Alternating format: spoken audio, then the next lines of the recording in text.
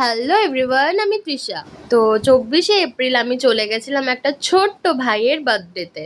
তো ওখানে গিয়ে কি কি খাওয়া দাওয়া করেছিলাম ওটাই তোমাদের সাথে আজকে শেয়ার করব। সবার ফার্স্টে এই কেকটা দেখিয়ে দিই, আর এই কেকটা আমিই বানিয়েছিলাম। কেকটা কেমন হয়েছে সবাই কমেন্টে জানাবে। আর ফার্স্টেই খেয়ে নিই কেক, বার্থডেতে তো কেকটা খেতেই হবে। আর এই গরমে যদি কোল্ড ড্রিঙ্কস থাকে তাহলে আর কি লাগে।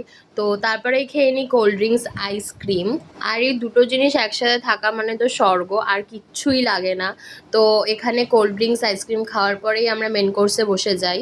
তো পাতে পড়ে গেল সাদা ভাত প্রথমেই, আর তারপরেই দিয়ে দিয়েছিল পটল ভাজা। আমি টক ডাল তেমন একটা পছন্দ করি না, বাট এটা ভীষণই ভালো ছিল। তারপরে পাতে পড়ে গেল চিপস আর মাছের ঝোল, আর এটা হচ্ছে কাতলা মাছের ঝোল, আর ভীষণই ভালো ছিল। আর ঝোলের মাছ নেওয়ার পরে ভাবলাম একটা ভাজা মাছ নেবো, তাই একটা ভাজা মাছও নিয়ে নিয়েছিলাম।